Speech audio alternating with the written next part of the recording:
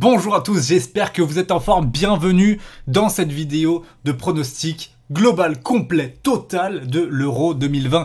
On va faire toutes les phases de poule avec le classement de chaque groupe et ensuite les phases à élimination directe. Un type de vidéo que j'adore faire avant chaque grande compétition. Alors ça vaudra ce que ça vaudra, évidemment. On n'est pas là sur du conseil en paris sportif aujourd'hui. Si vous me découvrez ici d'ailleurs, bonjour, bienvenue. Moi c'est Julien, chaîne 100% pronostic paris sportif sur le football. Si tu kiffes les paris sportifs, si tu kiffes le foot, abonne-toi tout simplement. Et si tu veux des pronostics gratuits tous les jours, n'hésite pas à me rejoindre sur mon groupe Telegram. Là, je m'adresse à tous les parieurs sportifs qui vont regarder cette vidéo. Plus de 26 000 parieurs font partie de mon groupe de pronos sur Telegram. Donc si toi aussi tu veux le rejoindre, n'hésite pas, le lien il est dans la description, c'est totalement gratuit, tu cliques dessus et c'est bon, tu fais partie du groupe, c'est pas plus compliqué que ça. C'est un moment que j'attendais particulièrement avant cet Euro. Les pronostics global, phase de groupe, élimination directe, fait comme ça sur une petite plateforme, c'est toujours le grand kiff. Je vais être très franc, c'est l'un de mes moments préférés. On est à quelques jours du début de l'Euro, ça y est, l'excitation est en train de monter.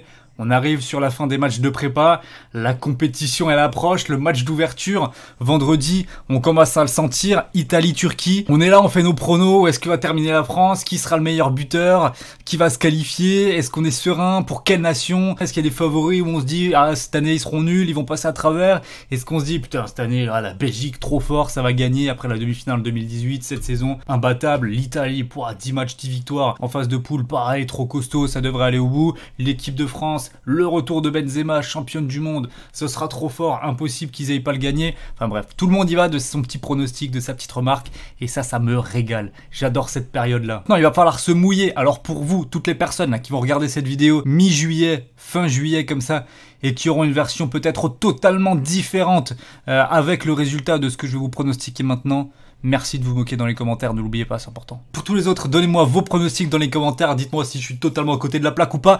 On part immédiatement, tout de suite maintenant, avec le groupe A, Suisse, Turquie, Pays de Galles, Italie, qui je vois terminer premier de ce groupe. Je vais quand même mettre l'Italie. Franchement, l'Italie, très chaud pour l'Euro. C'est mon a priori, très chaud. Belle équipe, milieu de terrain exceptionnel. Peu de doute sur peut-être la charnière centrale et le poste de numéro 9. Devant, on a du Belotti, du Immobilier. C'est fort, mais c'est pas non plus le gratin mondial, j'ai envie de dire. Même si, voilà, Immobilier, c'est quand même chaud. Mais en sélection, il a toujours eu un petit peu plus de difficultés. Après, il y a des excellents joueurs de côté. Berardi, Chiesa, Insigne. Franchement, ça peut vraiment envoyer du lourd et faire des grosses différences. Surtout, peut-être, je dirais, l'Italie, c'est une équipe qui sera très dure à jouer, je pense, par les gros, parce qu'elle est totalement imprévisible. C'est pas comme la Belgique, la France, l'Espagne, l'Allemagne, où il y a un style de jeu propre, bien rodé.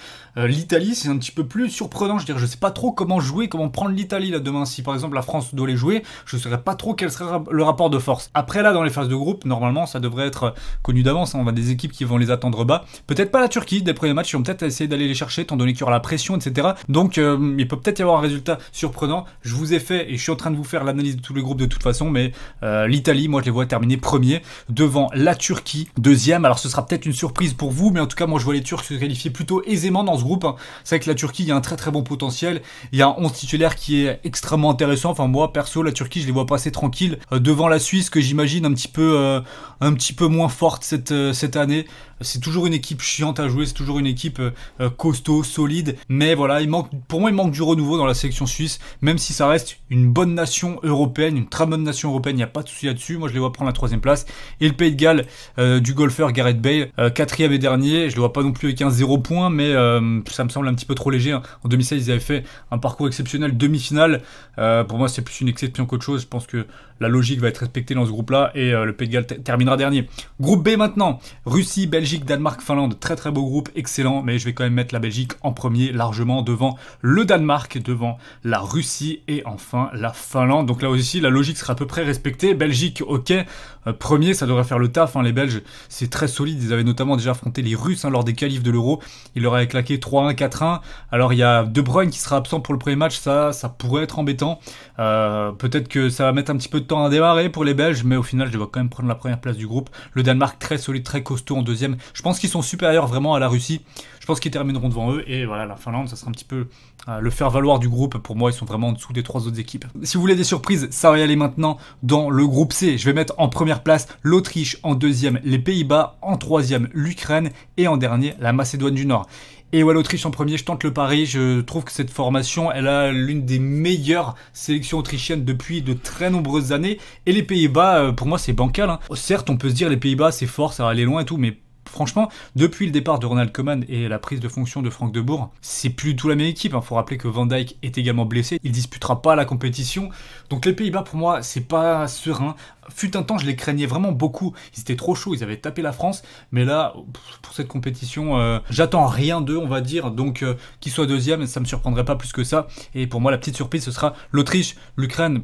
Compliqué, ils peuvent se qualifier en tant que meilleur troisième, évidemment, mais compliqué, je pense, pour eux de faire un bon Euro. Et la Macédoine du Nord, il y a quelques bons joueurs, mais ça devrait pas fermer le jeu non plus. Mais pour aller chercher des points, ça sera compliqué, difficile. On passe maintenant au groupe D, très intéressant. Alors ce groupe, il est magnifique.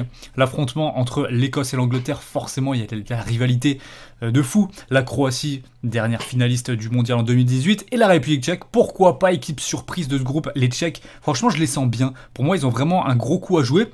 Et je vais également tenter des surprises dans ce groupe. En premier, je vais dire l'Angleterre. Je pense qu'ils vont se balader dans la phase de groupe, je le dis. D'habitude, c'est toujours une équipe, une sélection qui déçoit lors des grosses compétitions. On a un peu Manchester City en Ligue des Champions qui bégaye à chaque fois. Et bien, dans les Euros, les Coupes du Monde, c'est les Anglais qui bégayent à chaque fois. Voilà. Maintenant, peut-être que ça va changer cette saison. City, elle est en finale. Pourquoi pas l'Angleterre en finale de l'Euro cet été? C'est pas impossible. Ils ont une sélection qui est absolument merveilleuse. Des joueurs de talent à chaque poste. Or, l'aspect mental, il n'y a pas de raison sur le terrain pour que cette équipe d'Angleterre ne performe pas. En deuxième, je vais tenter le gros coup, la surprise, la République tchèque. Je vais mettre la Croatie troisième et les Écossais qui me paraissent trop faibles, vraiment trop faibles dans cette poule. Je les mets en quatrième position, mais je suis pas très optimiste pour les Croates. Ils ont un effectif qui manque de renouveau. Ça fait quand même très longtemps que j'ai pas vu cette sélection vraiment convaincante. Attention à la Croatie, ça peut vraiment être décevant. Alors que la République tchèque, il y a des joueurs qui sont en train de monter, des joueurs qui sont en train de révéler, il y a des joueurs solides, des joueurs qui évoluent en première ligue, qui sont capables de maintenir cette équipe à flot et de la faire résister via un block buy des transitions rapides. Attention, la République tchèque peut être la surprise de ce groupe D. Moi, je vous le dis, le groupe E, il est incroyable aussi. Pologne, Espagne, Suède, Slovaquie. Alors attention, parce que là on se dit, ouais, c'est gagné pour l'Espagne. Pas du tout. Vous avez vu la tête de la sélection espagnole. C'est quand même pas digne des meilleures sélections qu'on ait vues de l'Espagne durant ces 10-20 dernières années. Très loin de là, c'est peut-être même la pire. Il n'y a pas si longtemps encore, là, je regardais le match amical entre le Portugal et l'Espagne.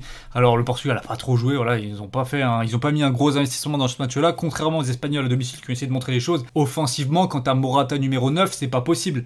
Le mec en face des cages, il rate tout, absolument.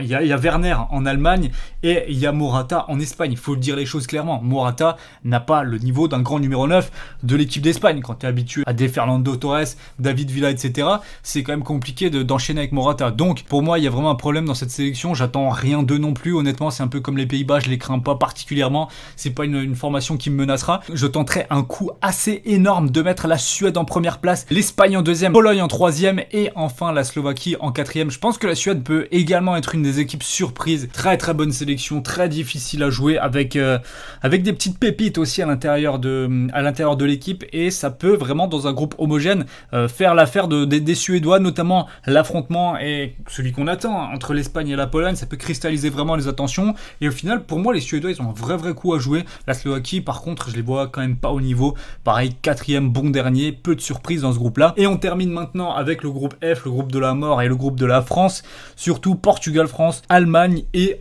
Hongrie. On va mettre en première place les Français qui sont, je pense, quand même la meilleure équipe devant le Portugal. Ensuite, l'Allemagne en 3, la Hongrie en 4. Ça, pour moi, c'est le classement des équipes par rapport à leur puissance, par rapport à ce qu'elles dégagent, par rapport à ce qu'elles ont comme certitude aussi. Pour moi, la France, c'est numéro 1, c'est devant. Malgré tout ce qu'on peut dire, on a un groupe de la mort, etc. On a l'équipe, on a les certitudes également pour être premier de ce groupe. Attention au Portugal, qui est un outsider plus que sérieux à la victoire finale, et ça, j'en démords pas. Les Allemands c'est beaucoup plus flou et selon moi il y a deux scénarios possibles. Soit ça part en fiasco et ça peut limite finir quatrième, soit il peut y avoir un déclic avec une formation qui marche bien, avec des joueurs comme qui ont de la qualité, hein. Werner, Havertz, Gnabry, Müller, Gundogan, Kimmich, enfin bref c'est la folie quand même cette formation. Si jamais ça s'emboîte bien, si jamais il y a une belle cohésion d'équipe, il y a des bons repères, elle peut faire mal l'Allemagne, mais est-ce qu'ils ont à l'instant où je vous parle, ces repères-là déjà acquis? Non, pas du tout. En plus de ça, ils ont des gros problèmes défensifs. Donc, je peux pas les mettre plus haut que 3e dans ce groupe-là, objectivement, à l'instant où on se parle. Après, évidemment, peut-être qu'ils vont claquer la France au premier match, qu'il va y avoir un déclic, que cette équipe, elle va trouver ses automatismes et que ça va partir, que ça va enchaîner, peut-être. Mais à l'instant T, l'Allemagne, pour moi, c'est 3e. Reste à savoir maintenant qui sera les meilleurs 3e. Il faut savoir que c'est les 4 meilleurs qui vont passer. Je mettrai quand même l'Allemagne dedans, la Pologne. À la surprise générale, je ne mettrai pas la Croatie. Je mettrai la Russie et la Suisse. Donc j'éliminerai Ukraine et Croate, des meilleurs 3e. On va donc continuer avec le tableau et le plateau final. Là, on commence à rentrer dans le vif du sujet. Belgique contre Pologne. Je vais quand même donner une qualification des Belges sur cet éventuel 8e de finale. Ça me semble assez logique et ce sera respecté. Italie, Pays-Bas. Je vais mettre l'Italie assez largement aussi. Je vous expliquais quels étaient mes avis par rapport à ces sélections et par rapport à tout ça. Je trouve que c'est fondamentalement logique de donner la Belgique et l'Italie qualifiées. Premier quart et pas n'importe lesquels. Un Belgique-Italie, c'est sacré affiche. Là, je vais avoir plus de mal après. Ensuite, on a un France-Suisse. Je vais évidemment mettre l'équipe de France face à la Suisse. Ça doit passer. C'est pas possible autrement. République tchèque, Espagne. Je vais mettre quand même l'Espagne. Je pense que arrivé en 8e, ils ont moyen de passer face à la République tchèque et j'ai quand même envie de voir un petit France-Espagne en quart. Ensuite, on aurait un petit peu un duel d'outsider entre la Suède et la Russie. Je vais mettre victoire et qualification des Suédois. Et là, on aurait un choc monumental entre l'Angleterre et le Portugal pour rejoindre les Suédois en quart. Là, ça s'annonce très chaud et je vais donner la victoire aux Anglais. Alors, le Portugal peut très bien aller en demi, voire même en finale. Ça me surprendrait pas plus que ça, mais là, dans l'affrontement face à l'Angleterre, j'ai quand même envie d'aller voir les Anglais plus loin dans cette compétition. Je pense que ça peut très bien se terminer au pénalty. Enfin, en tout cas, c'est un affrontement qui est vraiment très compliqué à pronostiquer et tous les scénarios sont clairement envisageables. Ensuite, on a un Autriche-Allemagne en 8e de finale. Je vais quand même mettre une qualification des Allemands. Et avec ça, on aurait un Turquie-Danemark vraiment intéressant. Et là, je vais mettre une qualification de la Turquie face au Danemark. Et on aurait vraiment des beaux quarts de finale très équilibrés. On aurait déjà un gros choc Angleterre-Portugal en 8e. Mais alors, le Belgique-Italie, il est particulièrement dur à pronostiquer. Franchement, c'est extrêmement difficile de donner un vainqueur dans ce match-là. Mais je donnerai un petit avantage aux Italiens, que je sens vraiment bien dans cette compétition.